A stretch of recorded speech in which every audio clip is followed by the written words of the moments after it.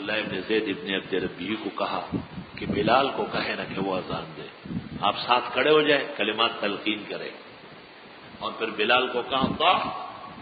رؤوس اصابعک فی سماخ اذنیک، اپنے انگلیاں کانوں کے سوراخوں میں ٹھونسو۔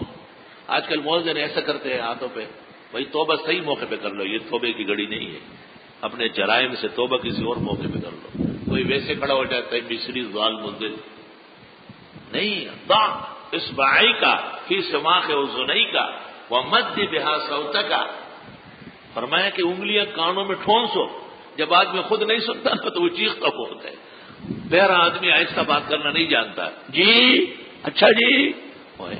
کیا ہے یہ بہرا ہے، کان خراب ہے، تو جب آدمی خود نہیں سنتا تو وہ جہان کو سناتا ہے۔ مد بها صوتک، آواز خوب بڑھاؤ۔ تو آواز بڑھانے میں دو تین باتیں شامل ہیں، ایک تو یہ ہے کہ اللہ اکبر نہیں، اللہ اکبر۔ ایک بزرگ ہندوستان سے آتے تھے، وہ لوگوں سے کہتے تھے یہاں کراچی میں اور پاکستان میں کہ نہیں بہت زیادہ نہیں کھینچے، 5 چلی پہنچے۔ ایک دن میں نے کہا خیر تو ہے، میں نے کہا خیر تو ہے، ٹھیک ہو، صحت مند تو،